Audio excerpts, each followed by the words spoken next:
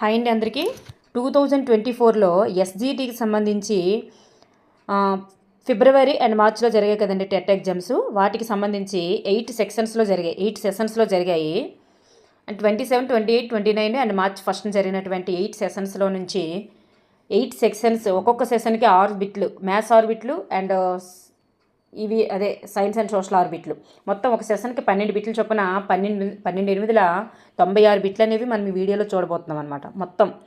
మొత్తం మెథడాలజీ బిట్లన్నీ కూడా ఒకే వీడియోలో చూద్దాము.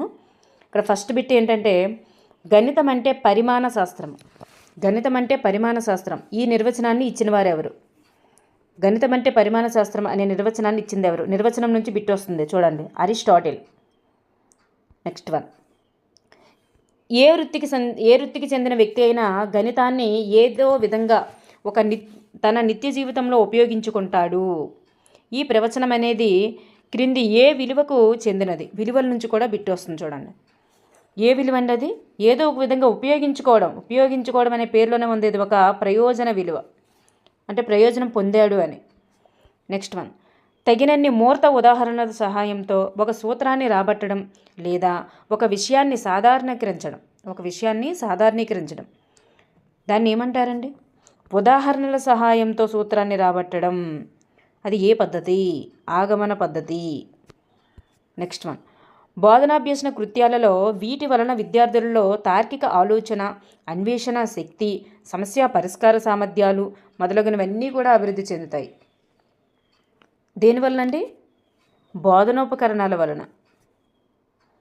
నెక్స్ట్ వన్, విద్యా ప్రణాళికలోని పాఠ్య విషయాలను ఒకదానితో ఒకటి అనుసంధానించి బోధించడాన్ని ఏమంటారు? సహసంబంధం. నెక్స్ట్ వన్, యూనిట్ పాఠ్యపథకం యొక్క నమూనాను ప్రతిపాదించిన వారు ఎవరు? Professor Morrison. ఈయన సోపానాలను కూడా అందించారు. ఈ మోరిసన్ సోపానాల నుంచి తప్పనిసరిగా బిట్ వస్తుంది. యూనిట్ పాఠ్యపథకానికి ఈయన నమూనాను ప్రతిపాదించారు, ఈయన సోపానాలు ఇచ్చారు. ఆ సోపానాల నుంచి కూడా బిట్లు రిపీటెడ్గా వస్తున్నాయి, గ్రహించండి. నెక్స్ట్ వన్ చూడండి, జ్ఞానాత్మక రంగానికి చెందినది కానిది ఏది? జ్ఞానాత్మక రంగానికి చెందినది కాదు. చూడండి, ఇవి బోధన లక్ష్యాలు. జ్ఞానము, అవగాహన, వినియోగం అనేది జ్ఞానాత్మక రంగానికి సంబంధించినటువంటి బోధన లక్ష్యాలు. వైఖరి అనేటటువంటిది భావావేశ రంగానికి చెందినది. నైపుణ్యం అనేది మానసిక చలనాత్మక రంగానికి చెందినది. నెక్స్ట్ వన్ చూద్దాం. సాంఘిక పరిసరాల్లో ఇష్టంగా నిర్వహించేటటువంటి అనుభవపూర్వక కృత్యాలతో కూడుకొని ఉన్నదే ప్రాజెక్ట్ అని చెప్పినది. చూడండి, నిర్వచనం నుంచి అక్కడ ఒక బిట్ ఇచ్చారు, ఇక్కడ ఒక బిట్ ఇచ్చారు. దీని యొక్క ఆన్సర్ ఏంటండి? కిల్ ప్యాట్రిక్ చెప్పారనమాట. సోషల్ అది. నెక్స్ట్, నినాదాలు, కరపత్రాలు, ఇలాంటివి మొదలైన రచనలు చేయడం అనేది ఈ విద్యా ప్రమాణం కిందకి వస్తుంది. విద్యా ప్రమాణాల నుంచి బిట్ అనేది రిపీటెడ్గా వస్తుంది. ఏ విద్యా ప్రమాణం అండి అది? ప్రశంస, విలువ కట్టడానికి సంబంధించింది. ప్రశంస మరియు విలువలకు సంబంధించింది. Next one, social methodology. సమస్య పరిష్కారంలో అనుసరించబడని దృక్పథం ఏది?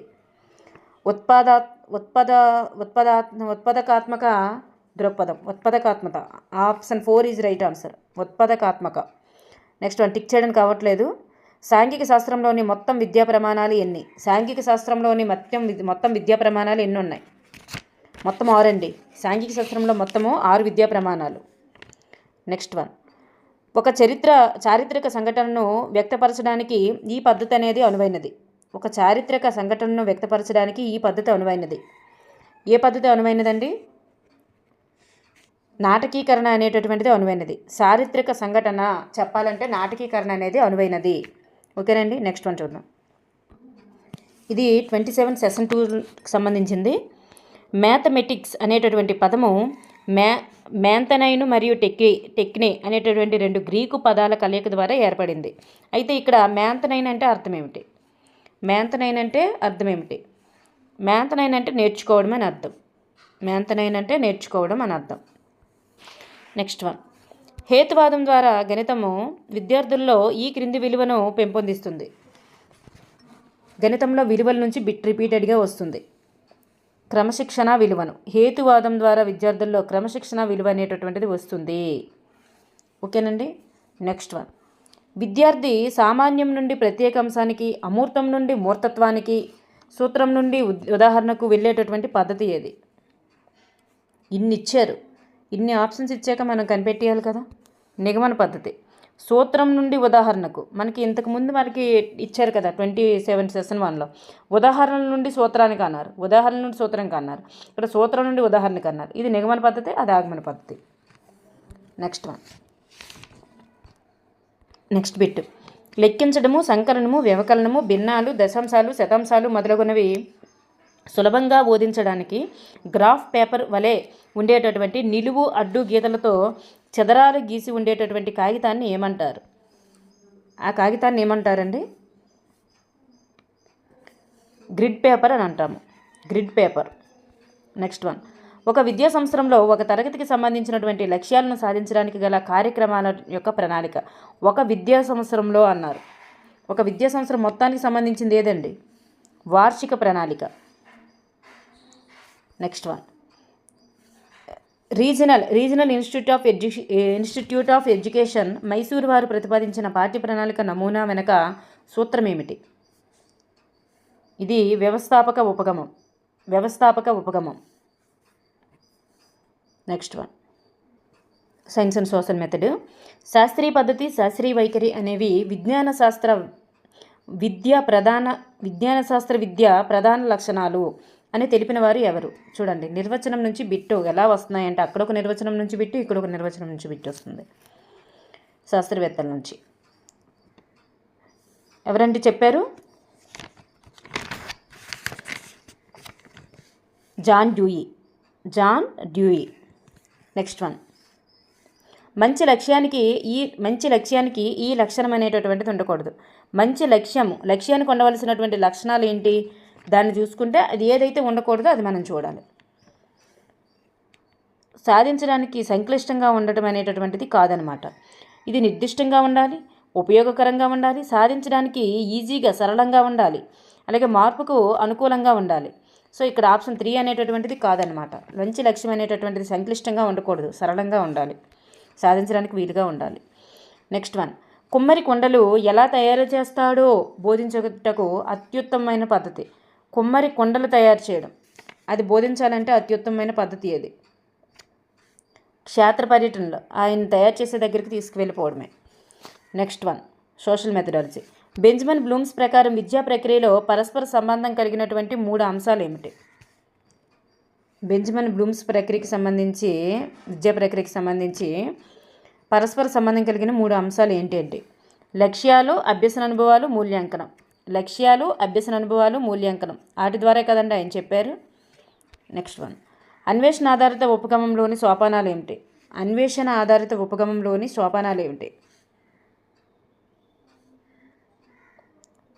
సోపానాలు ఎన్ని ఉంటాయండి? 6 ఉంటాయి. అన్వేషణ ఆధారిత ఉపగమంలోని సోపానాలు ఎన్ని ఉంటాయంటే 6 ఉంటాయి. నెక్స్ట్ వన్, పాఠశాల వాతావరణంలోనికి తీసుకువచ్చిన జీవిత అంశమే ప్రాజెక్ట్. చూడండి, 2 నిర్వచనాలు ఇచ్చారు ఇటు నుండి. ప్రాజెక్ట్ నుంచి మనకి ప్రాజెక్ట్ పద్ధతి నుండి నిర్వచనాలు అనేవి ఎక్కువగా వస్తున్నాయి అన్నమాట. ఎవరు చెప్పారండి? అది బల్లార్డ్ చెప్పారు. ఇక్కడ బిల్లార్డ్ అని ఇచ్చారు, మనకి బల్లార్డ్ అని చెప్పుకుంటాం ఎక్కువగా. బల్లార్డ్ అనే వ్యక్తి చెప్పడం జరిగింది. నెక్స్ట్ ఇవి 28 సెషన్ 1 చూద్దాం. ఉదాహరణకు 2 పుస్తకాలను చూడగలుగుతాం, కానీ దానిలో 2 అనే దానిని చూడలేం. 2 పుస్తకాలను చూడగలుగుతాం కానీ 2 అనే దాన్ని చూడలేం. క్రింది వాటిలో ఏ భావనకు సంబంధించింది? 2 అనే దాన్ని చూడలేం కదండి, అమూర్తం. అది చూడలేకపోవడమే, కనిపించకపోవడమే అమూర్తము. ఓకేనండి, ఆప్షన్ 3. నెక్స్ట్ వన్, మనోవైజ్ఞానిక అంటే మ్యాథ్స్ అంతా, గణితం అంతా కూడా అమూర్తమే, చాలా వరకు అమూర్తమే. ఆ అమూర్తాన్ని, గణితం అంతా అమూర్తము అనేటటువంటి దాన్ని మనకి మూర్తంగా చూపించేటటువంటిది ఏది అంటే గణిత ప్రయోగశాల. ఓకేనండి, మనకి బిట్టే అది కూడా. నెక్స్ట్ వన్, 116 బిట్ చూద్దాం. మనోవైజ్ఞానిక శాస్త్రం ప్రకారం గణిత బోధన పాఠ్య విషయ కేంద్రంగా మాత్రమే కాకుండా ఈ విధంగా కూడా ఉండాలి. పాఠ్య విషయ కేంద్రంగా మాత్రమే కాకుండా ఇలా కూడా ఉండాలంట. ఎలా ఉండాలి? శిశు కేంద్రంగా కూడా ఉండాలి. శిశు కేంద్రంగా మనోవైజ్ఞానిక శాస్త్రం అన్నారు. అక్కడ మనోవైజ్ఞానిక శాస్త్రం అనగానే వాళ్ళు శిశు కేంద్రీకృతం అని చెప్పారు. విద్యార్థి కేంద్రీకృతం. నెక్స్ట్ వన్, ఉపాధ్యాయుడు విషయాన్ని పిల్లలకు తాను తెలియజేయకుండా విద్యార్థులు మాత్రమే తానే స్వయంగా తెలుసుకునేటటువంటి అవకాశాన్ని కల్పించేటటువంటిది. విద్యార్థులు తమకు తాము స్వయంగా తెలుసుకునేటటువంటి అవకాశాన్ని కల్పించేటటువంటి పద్ధతి ఏదండి? అన్వేషణ పద్ధతి. ఇది మనకి ఆప్షన్స్లో ప్రయోగశాల పద్ధతి ఇస్తే ప్రయోగశాల పద్ధతి ఫస్ట్ ప్రిఫరెన్స్ ఇవ్వాలి, అన్వేషణ పద్ధతికి సెకండ్ ప్రిఫరెన్స్ ఇవ్వాలి, సమస్య పరిష్కార పద్ధతి ఇస్తే దానికి థర్డ్ ప్రిఫరెన్స్ ఇవ్వాలి, ప్రాజెక్ట్ పద్ధతి ఇస్తే దానికి ఫోర్త్ ప్రిఫరెన్స్ ఇవ్వాలి. ఇలా ప్రిఫరెన్సెస్ ఉంటుంది. ఇక్కడ మనకు ఆ పద్ధతులు ఏవి ఇవ్వలేదు కాబట్టి అన్వేషణ పద్ధతికే మనం ఆన్సర్ ఇచ్చుకోవాలి. అదే ప్రయోగశాల పద్ధతి ఇస్తే ప్రయోగశాల పద్ధతికే ఫస్ట్ ప్రిఫరెన్స్ ఇవ్వాలి, సెకండ్ అన్వేషణ, థర్డ్ సమస్య పరిష్కారం, ఫోర్త్ అనేది ప్రాజెక్ట్ పద్ధతి. స్వయంగా తమకు తాము తెలుసుకునే పద్ధతి అనమాట అది. నెక్స్ట్ వన్, గణితాన్ని ఎన్నో అంశాలను సులభంగాను కన్నులకు కట్టే విధంగాను బోధించడానికి అవసరమయ్యేటటువంటి సామగ్రి కలిగి ఉన్నది ఏదంటే కలిగి ఉంటుంది అన్ని గణిత ప్రయోగశాల.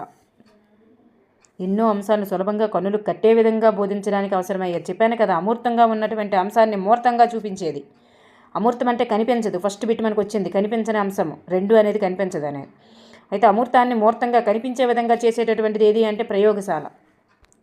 నెక్స్ట్ వన్, రాష్ట్ర సిలబస్కు సంబంధించి రాష్ట్ర స్థాయిలో పాఠశాల స్థాయి పాఠ్యపుస్తకాలను రూపొందించడం, అభివృద్ధిపరచడం ఏ సంస్థ ఆధ్వర్యంలో జరుగుతుంది? పాఠ్యపుస్తకాలు రూపొందించడము మరియు అభివృద్ధి చేయడము. అది ఎవరు చేస్తారండి? అది ఏ స్థాయిలో చెప్పుకున్నాం మనం? రాష్ట్ర స్థాయి అన్నారు కాబట్టి అది ఎస్సీఈఆర్టీ, సెంట్రల్ అయితే ఎన్సీఆర్టీ. నెక్స్ట్ వన్, విద్యార్థులు స్వేచ్ఛాయుత సమాధానాలు ఇవ్వడానికి అవకాశం ఉండి తమ సృజనాత్మక శక్తిని ఎక్కువగా ప్రదర్శించడానికి అవకాశం ఉన్న ప్రశ్నలు ఏవి? విద్యార్థులు స్వేచ్ఛాయుత సమాధానాలు ఇవ్వడానికి అవకాశం ఉండాలి, తమ సృజనాత్మక శక్తిని ఎక్కువగా ప్రదర్శించడానికి కూడా అవకాశం ఉండేటటువంటి ప్రశ్నలు ఏవి? వ్యాసరూప ప్రశ్నలు. రాయండ్రా బాబు అంటే పేరాలు నింపేస్తారనమాట. వాళ్ళ సృజనాత్మక శక్తి అంతా అక్కడ బయటపడుతుంది. ఇవేవి చిన్న చిన్న ప్రశ్నల్లో అవి అక్కడ అవకాశమే లేదు, వాళ్ళ సృజనాత్మక శక్తిని బయటికి తీయడానికి అవకాశమే లేదనమాట అది. నెక్స్ట్ వన్ చూడండి, ఈవీఎస్ మెథడాలజీ. సంగ్రహణాత్మక మూల్యాంకనం కొరకు ప్రశ్నలను వీటి ఆధారంగా తయారు చేస్తారు. సంగ్రహణాత్మక మూల్యాంకనం కొరకు ప్రశ్నలను వీటి ఆధారంగా తయారు చేస్తారు. విద్యా ప్రమాణాల ఆధారంగా, సంగ్రహణాత్మక మూల్యాంకనానికి విద్యా ప్రమాణాల ఆధారంగా తయారు చేస్తారు. నెక్స్ట్ వన్, విజ్ఞాన శాస్త్రం అనేది ఒక పరిశోధన విధానం. చూడండి, నిర్వచనం అనేది తప్పనిసరిగా ఇస్తున్నారు. విజ్ఞాన శాస్త్రం అనేది ఒక పరిశోధన విధానం అని చెప్పినది ఎవరు చెప్పారండి? గ్రీన్, ఏడబ్ల్యూ గ్రీన్ చెప్పారనమాట. ఏడబ్ల్యూ గ్రీన్. నెక్స్ట్ వన్, ప్రాథమిక తరగతుల్లో సైన్స్ని బోధించుటకు సరైన పద్ధతి ఏది? ప్రాథమిక తరగతుల్లో సైన్స్ని బోధించాలంటే ఏ పద్ధతి బాగుంటుంది? సామూహిక కృత్యాలు చేసి చర్చ సర్వే చేయాలి. చర్చ, సర్వేలు, సామూహిక కృత్యాలు, ఇదే బాగుంటుంది అనమాట. నెక్స్ట్ వన్, ఈ మామూలుగా చూసుకుని ఇవేవి కూడా విద్యార్థి కేంద్రీకృతం కాదు కదా. నెక్స్ట్ వన్, సోషల్ మెథడాలజీ చూద్దాం. ఆలోచన పరులకు మరియు అన్వేషకులకు ఉపయుక్తమైనటువంటి విధానం ఏంటి? ఆలోచన పరులకు మరియు అన్వేషకులకు ఉపయుక్తమైనటువంటి విధానం ఏమిటి? విశ్లేషణ పద్ధతి. నెక్స్ట్ వన్, ఇతరులతో కలిసి పనిచేయడం, ఇతరుల అభిప్రాయాలను గౌరవించడం, స్వేచ్ఛగా ప్రశ్నించడం వంటి స్పష్టీకరణలు క్రింది విద్యా ప్రమాణం కిందకి వస్తాయి. ఇతరులతో కలిసి పనిచేయడం, ఇతరుల అభిప్రాయాలను గౌరవించడం, స్వేచ్ఛగా ప్రశ్నించడం, ఇవన్నీ కూడా దేనికి సంబంధించేయండి? సున్నితత్వము మరియు ప్రశంసకు సంబంధించినవి. నెక్స్ట్ వన్, చర్చా ప్రక్రియలో గల సోపానాలు ఎన్ని?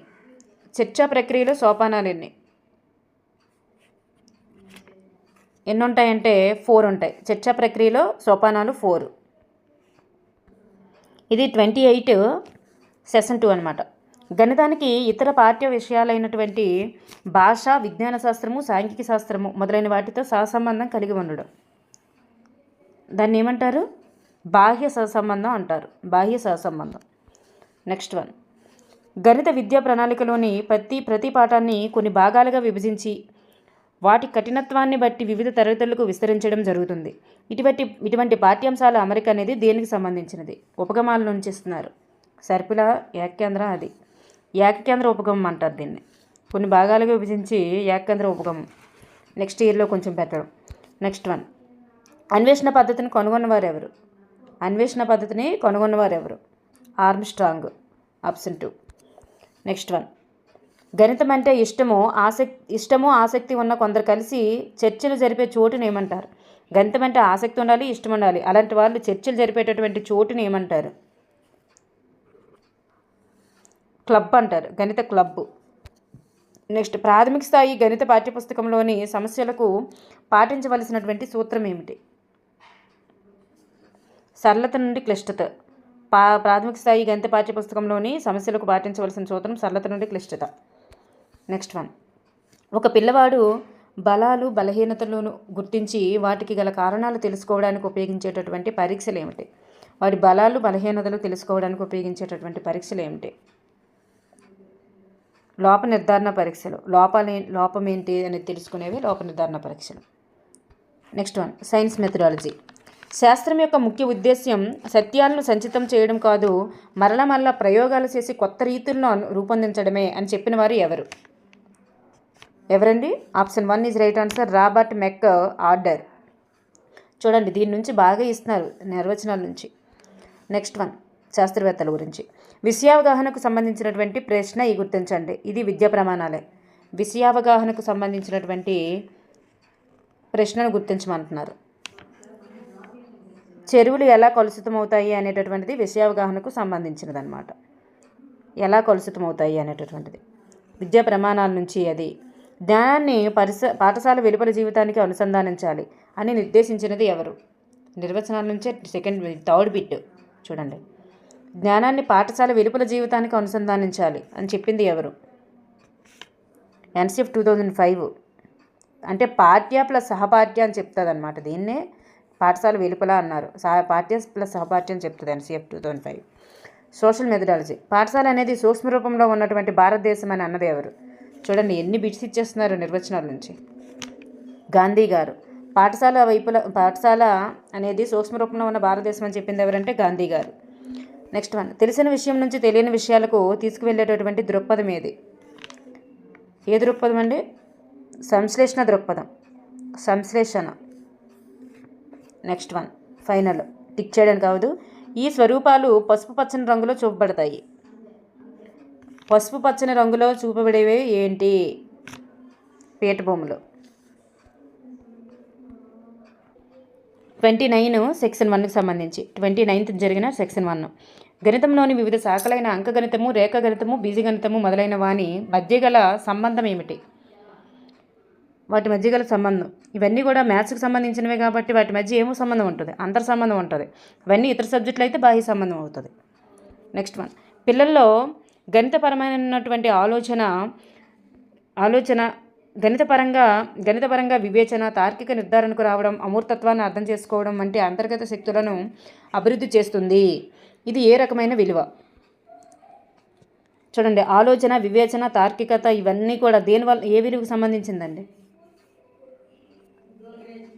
ఉన్నత విలువ అంటారు, ఉన్నత విలువ. నెక్స్ట్ వన్, వేర్వేరు గణితాంశాలు లేదా భావనలను ఒక ఉమ్మడి లక్షణం లేదా ఒక ప్రక్రియ ఆధారంగా ఏకం చేసి సంబంధాన్ని అవగాహన చేసుకోవడం అనేటటువంటి నియమం. వేర్వేరు గణితాంశాలు లేదా భావనలను ఉమ్మడి లక్షణం లేదా ఒక ప్రక్రియ ఆధారంగా ఏకం చేసి సంబంధాన్ని అవగాహన చేసుకోవడాన్ని ఏమంటారు? సంసర్గ నియమము అంటారు. సంసర్గ నియమము అంటే ఒకే పోలిక ఉన్న వాటినన్నింటినీ కూడా మనం అర్థం చేసుకోవడం. నెక్స్ట్ వన్, ప్రతి ఉపాధ్యాయుడు తన తరగతి గదిలో విషయాన్ని బోధించడం. ప్రతి ఉపాధ్యాయుడు కూడా తన తరగతి గదిలో విషయాన్ని బోధించడం ద్వారా సాధించాల్సినవి. తన తరగతి గది అన్నారు. తరగతి గదిలో విషయాన్ని బోధించడం ద్వారా సాధించాల్సినవి. వాటిని ఏమంటారండి? బోధనా లక్ష్యాలు అంటారు. నెక్స్ట్ వన్, ప్రతి విద్యార్థి కూడా ఒక తరగతి లేదా ఒక విద్యాస్థాయికి సంపూర్ణంగా సాధించాల్సినవి ఏవి? ఒక తరగతి లేదా ఒక విద్యాస్థాయికి సంపూర్ణంగా సాధించాల్సినవి ఏవి? వాటిని మనం కనీస అభ్యసన స్థాయిలను చెప్పుకుంటాం. నెక్స్ట్ వన్, బోధన ప్రక్రియ జరుగుతున్న సందర్భంలో బోధన సామర్థ్యాన్ని పెంపొందించుకోవడానికి పిల్లల భావన అవగాహనను సాధనను నిరంతరంగా మదింపు చేయడానికి తోడ్పడేవి. నిరంతర మదింపు. నిర్మాణాత్మక మదింపు అంటారు దాన్ని, నిర్మాణాత్మక మదింపు. నెక్స్ట్ వన్ చూడండి, సైన్స్ అండ్ సోషల్ మెథడాలజీ. ప్రాథమిక స్థాయిలో పరిసరాల విజ్ఞానం 1 మరియు పరిసరాల విజ్ఞానం 2 అంటే EVS 1 చూడండి, పావి 1 పావి 2గా పావి 2లను ఏకం చేసి పరిసరాల విజ్ఞానం 1గా బోధించాలని చెప్పింది ఎవరు? పరిసరాల విజ్ఞానం 1గా బోధించాలని చెప్పింది ఎవరు? NCF 2005. నెక్స్ట్ వన్, శాస్త్రీయ పద్ధతిలో రెండవ తార్కిక సోపానం ఏమిటి? శాస్త్రీయ పద్ధతిలోనే రెండవ తార్కిక సోపానం ఏమిటి? సమస్యను నిర్వచించి విశ్లేషించడం. సమస్యను నిర్వచించి విశ్లేషించడం. ఫస్ట్ సమస్యను గుర్తించడం అనేది ఫస్ట్ సోపానం అవుతుంది, రెండోది సమస్యను నిర్వచించి విశ్లేషించడం అనేది రెండోది అవుతుంది. నెక్స్ట్ వన్, సాధారణంగా బోధనాభ్యసన ప్రక్రియ ప్రారంభించడానికి ముందు చేసేటటువంటి మూల్యాంకనాన్ని ఏమంటారు? దాన్నే లోప నిర్ధారణ మూల్యాంకనం అంటారు. ఫస్ట్ తనకి ఏమొచ్చో తెలుసుకోవాలి కదా, తెలుసుకున్న తర్వాతే మనం బోధనాభ్యసన ప్రక్రియ అనేది ప్రారంభించాలి. దాన్ని మనం లోప నిర్ధారణ మూల్యాంకనం అంటారు. నెక్స్ట్ వన్, క్షేత్ర పర్యటనలో రెండవ సోపానం ఏమిటి? క్షేత్ర పర్యటనలో రెండవ సోపానం ఏమిటి? సన్నాహము. ఆప్షన్ 2 ఈజ్ రైట్ ఆన్సర్, సన్నాహము. నెక్స్ట్ బిట్, తెలియని విషయాల నుంచి తెలిసిన విషయాలకు, తెలియని విషయాల నుంచి తెలిసిన విషయాలకు తీసుకువెళ్ళేటటువంటి దృక్పథం ఏది? విశ్లేషణ సంశ్లేషణ నుంచి తప్పనిసరిగా మనకు బిట్ రిపీట్ అవుతుంది చూడండి.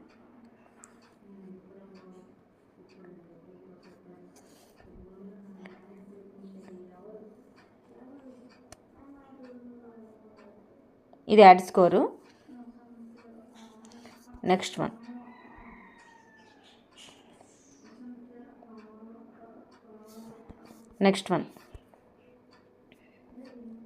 నిర్మాణాత్మక మూల్యాంకనంలో గల సాధనాలు ఎన్ని ఉంటాయి? నిర్మాణాత్మక మూల్యాంకనంలో ఎన్ని సాధనాలు ఉంటాయి? 4 సాధనాలు ఉంటాయి. ఎన్నండి? 4 ఉంటాయి.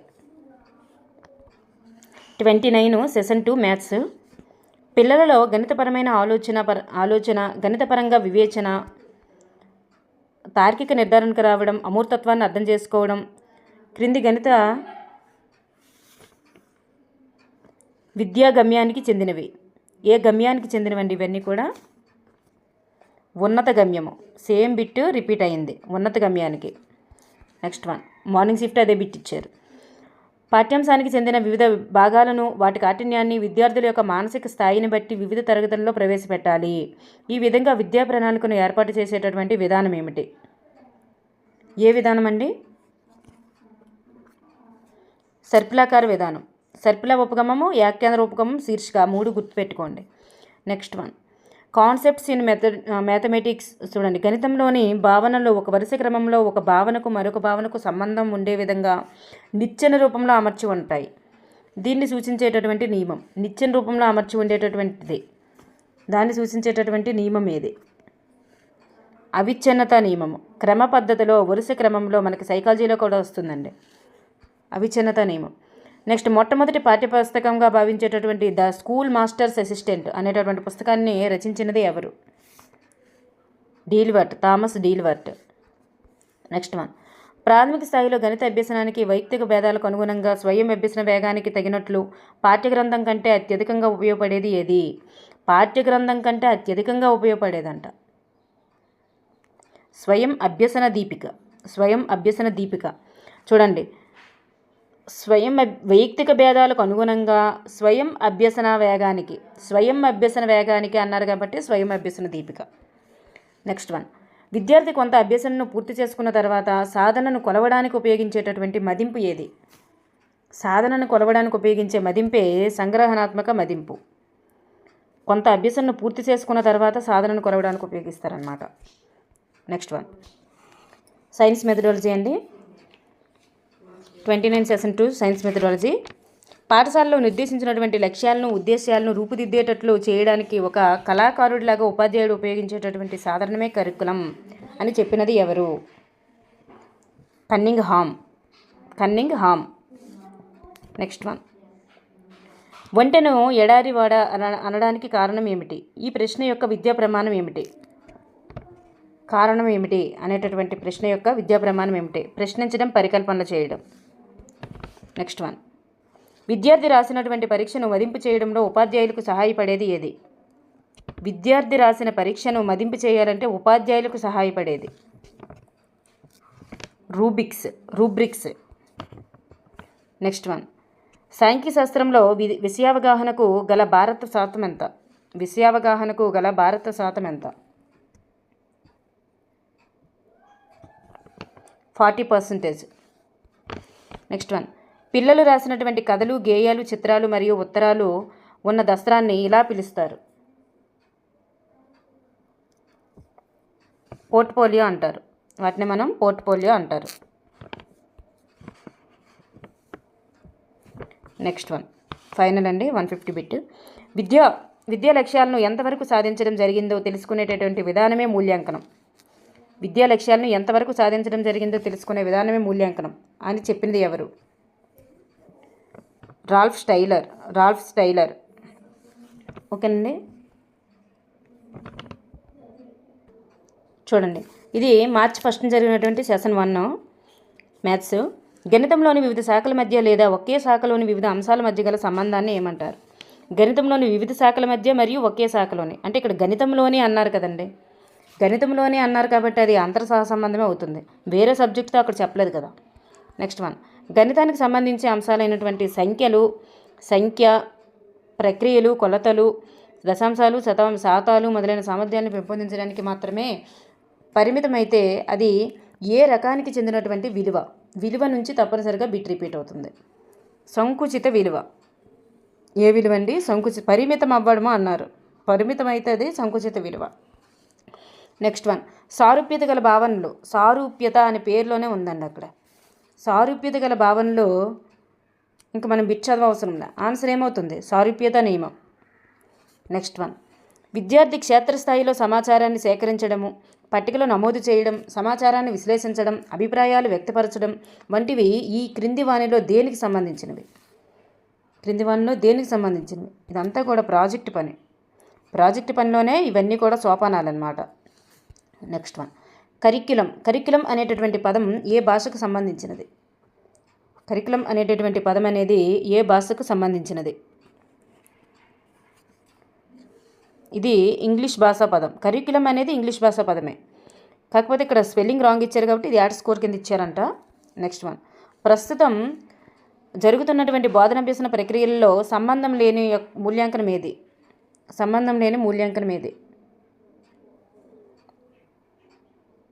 సంగ్రహణాత్మక మదింపు. ప్రస్తుతం జరుగుతున్న బోధనాభ్యసన ప్రక్రియలతో సంబంధం లేని మూల్యాంకనం ఏది అని అంటే సంగ్రహణాత్మక మదింపు అనేటటువంటిది లేదంట. నెక్స్ట్ వన్ చూద్దాం. భారతదేశపు మొట్టమొదటి ఉండండి ఒక్క నిమిషం. విజ్ఞాన శాస్త్రంలో విమర్శనాత్మక, తార్కిక, అనువర్తన నైపుణ్యాలను కొలవడానికి ఉత్తమంగా సరిపోయేటటువంటి మూల్యాంకన పద్ధతి ఏది? దేని ద్వారా ఇవన్నీ మనం చేయవచ్చు? విమర్శనాత్మక, తార్కిక, అనువర్తిత నైపుణ్యాలు ఇవన్నీ కొలవాలంటే ఎటువంటి ప్రశ్నలు వాటికి సరిపోతాయి?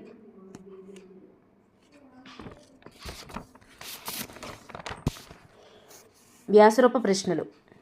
ఓకేనండి. నెక్స్ట్ వన్, ప్రకల్పన పద్ధతిని రూపొందించిన వారు ఎవరు? ప్రకల్పన పద్ధతి అన్న ప్రాజెక్టు పద్ధతి అన్న ఒకటే. దాన్ని రూపొందించిన వారు ఎవరు? స్టీవెన్సన్. విద్యార్థులు భావనలను, సిద్ధాంతాలను, సత్యాలను వివరిస్తారు అను స్పష్టీకరణ అనేది ఈ లక్ష్యానికి చెందినది. భావనలను, సిద్ధాంతాలను, సత్యాలను వివరిస్తారంట. అది దేన్ని తెలియజేస్తుందండి? అవగాహనను తెలియజేస్తుంది. వివరించడం అనేది అవగాహన. నెక్స్ట్ వన్, ప్రపంచపటంలో దేశాలను గుర్తించడం ఈ విద్యా ప్రమాణం కిందకి వస్తుంది. ప్రపంచపటంలోని దేశాలను గుర్తించడం అనేది ఏ విద్యా ప్రమాణం? ఇది ఒక పట నైపుణ్యం. నెక్స్ట్ వన్, ఉపనిషత్తుల్లో ఈ పద్ధతి ఎక్కువగా ఉపయోగించబడింది.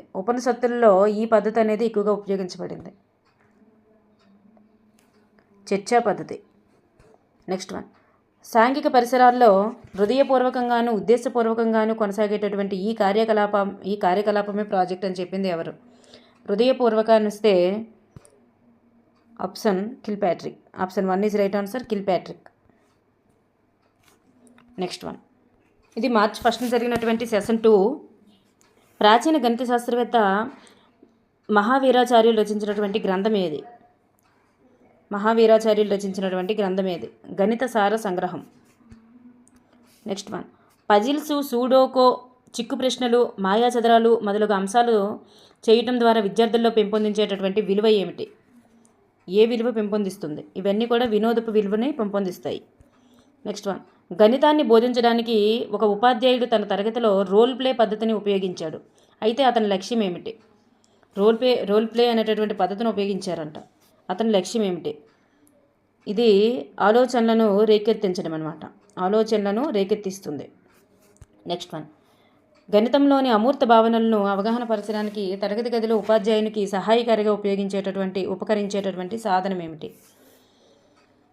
చూడండి, అమూర్త భావనలు అవగాహన పరచడం కోసం ఉపాధ్యాయునికి సహకరించేటటువంటి ఉపకరణం ఏదండి? బోధనోపకరణాలు. నెక్స్ట్ వన్, గణిత విద్యా ప్రణాళిక నిర్మాణంలో విద్యార్థి యొక్క అవసరాలు, ఆసక్తులు, సామర్థ్యాలకు ప్రాధాన్యత ఇవ్వాలి. అయితే విద్యా ప్రణాళిక నిర్మాణ నియమాల ప్రకారం ఈ ప్రవచనం అనేది క్రింది ఏ విలువకు చెందుతుంది? విద్యార్థి యొక్క అవసరాలకి, ఆసక్తులకి, సామర్థ్యాలకి ప్రాధాన్యతనివ్వాలి. అంటే విద్యార్థి కేంద్రీకృతంగా ఉండాలి కాబట్టి శిశు కేంద్రీకృత నియమం. నెక్స్ట్ వన్, మూల్యాంకనాధారిత పాఠ్యపథకం నమూనాను ప్రతిపాదించిన వారు ఎవరు? మూల్యాంకనాధారిత పాఠ్యపథక నమూనాను ప్రతిపాదించిన వారు ఎవరు? Benjamin Bloom's. Science and social చూద్దాము. ప్రస్తుత నిర్మాణాత్మక మూల్యాంకన భారత్వ పట్టికలో 40% అనేటటువంటి మార్కులను వేటికి కేటాయించారు? నిర్మాణాత్మక మూల్యాంకన భారత్వ పట్టికలో 40% మార్కులను దేనికి కేటాయించారు? లఘు ప్రశ్నలకి కేటాయించారు. నెక్స్ట్ వన్, బోధన మరియు అభ్యసన అనేది ఈ విధంగా ఉండాలి. బోధన మరియు అభ్యసన అనేది విద్యార్థి కేంద్రీకృతంగా ఉండాలి. ఎప్పుడైనా కానీ విద్యార్థి కేంద్రీకృతంగా ఉండాలి. వెరీ సింపుల్ బిట్ అండి ఇది. విజ్ఞాన శాస్త్రము మనం ఎలా ఉండాలో నేర్పే జ్ఞానరాశి. విజ్ఞాన శాస్త్రం అనేది మనం ఎలా ఉండాలో నేర్పే జ్ఞానరాశి అని చెప్పినది ఎవరు? Einstein. Option 1 is right answer. Next one, social method. చారిత్రక, భౌగోళిక, సాంఘిక విషయాల అంతర సంబంధాల యొక్క అధ్యయనమే సాంఘిక శాస్త్రం అని చెప్పినది ఎవరు? ఎవరు చెప్పారండి? James Hemmings. నెక్స్ట్ వన్, నాటకీకరణకు సంబంధించి సరికాని అంశం ఏది?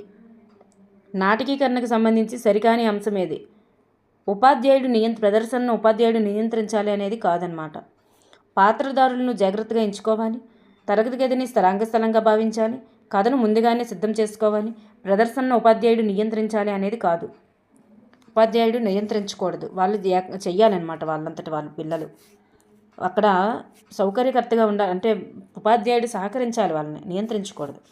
నెక్స్ట్ వన్, నిర్మాణాత్మక మూల్యాంకనంలో ప్రాజెక్టు పనులకు కేటాయించినటువంటి మార్కులు ఎంత? ఎన్ని మార్కులు ప్రాజెక్టు పనికి కేటాయించారు? 10 మార్కులు. ఓకే అండి, థ్యాంక్ యూ ఎవరీవన్.